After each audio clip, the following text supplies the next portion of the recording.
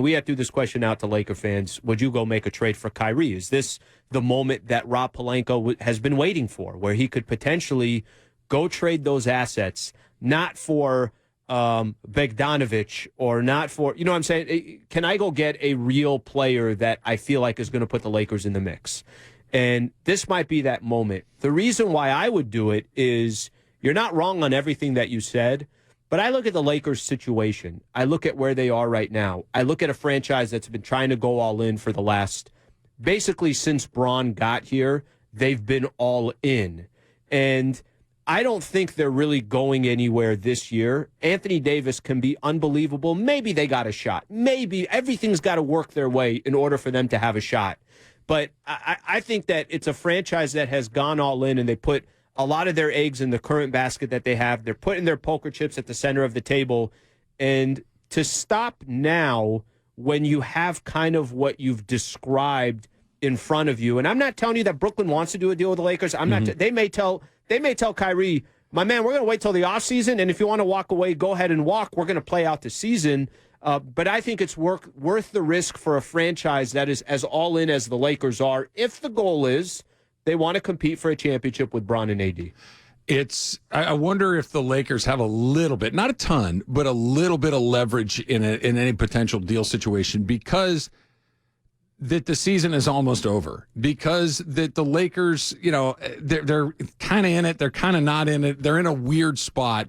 And Kyrie coming to the Lakers as a free agent is not totally out of the realm of possibility, that they can say, listen, we're willing to take it on the chin this season. We'll just wait to get him for just money at the end of the season, and you don't get the picks. So we're not going to give you everything that we have. We'll give you something because we'd rather have him now than later, but you can't rob us of everything we have because we can still get him at the end of the line.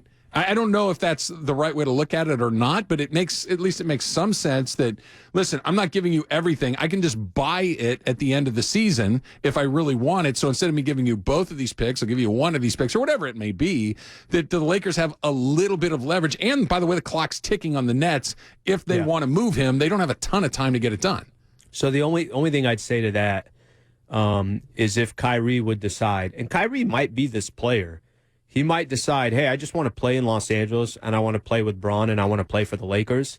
I'm going to take less money, whatever it takes, to play for the Lakers. But I also don't know how many teams are going to be lining up trying to sign Kyrie. That's the other thing, yeah. But here's the thing. I could be wrong on that. No, there could be a franchise that thinks we're not going to give him a 4-year deal. Yeah. We'll give him a 1-year deal. We'll give him that $35 million for 1 year.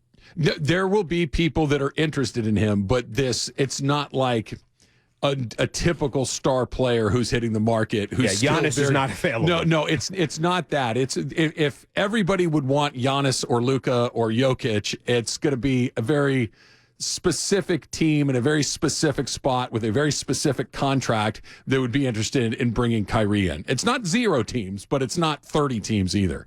Without Anthony Davis right now, despite the fact that they hung around 500 without him, I think that was a bit of a small sample size, a little bit of an aberration, that if you ran it back again, it probably doesn't go that way. And Kyrie gives them a little insurance in that regard. He also brings a potential atom bomb to your organization, which is what makes this so incredibly fascinating. I'm so conflicted, Al, because the Laker fan in me is like, don't go near this guy. You've seen what this guy does. He's going to sabotage the team. He's going to, whatever looks good in the moment is going to be a disaster a month from now, a year from now, whatever it's going to be. He's Kyrie Irving. It's what he does. The talk show host in me is, can we get it done today? Can we get him in here right now? Because everything that would be said about him here is something that I want to be a part of. I'm going to go back to your NBA fandom or your Laker fandom. Let's stick to that part, because I think it's clear if you had said before the season started, you know what, guys, this just isn't going to happen. This chapter is closed. Let's start moving on. LeBron, I know he can't get traded this year, but maybe next year you kind of start thinking if he still wants to compete for a championship, it's not going to happen here. What can you get for Anthony Davis? I was not on that. I was not on that boat. But the reason why I bring it up is because they're clearly not preparing for the future. They are currently in the present, and they are still all in on the present, and they still believe with LeBron James and Anthony Davis, they maybe got an uppercut shot to make to make a little bit of noise in the playoffs. Now they're sitting in 13th or 12th, wherever they are, but AD's played 50% of the season or a little bit over that. To me, it's not a franchise that I feel like in 5 years from now, I know exactly where they're going to be and what they're doing, which is probably why I lean towards you're already this far all in. Why not push the cards all the way to the center and take your chances? There isn't a player out there that if you put him on the Lakers, I'm like, oh, okay, you have my full attention. They could beat anybody right now.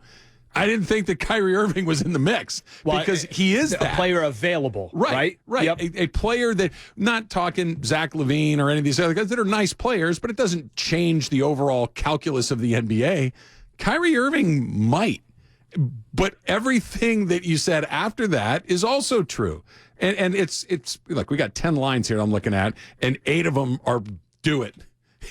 So Laker fans want this to happen. I'm just trying to make sure that everybody's eyes are as open as they can, that when, not if, when Kyrie's, that you guys remember this in this moment. This is one of those things that I'm not saying don't do it. I'm saying just be prepared for what happens when he Kyrie's.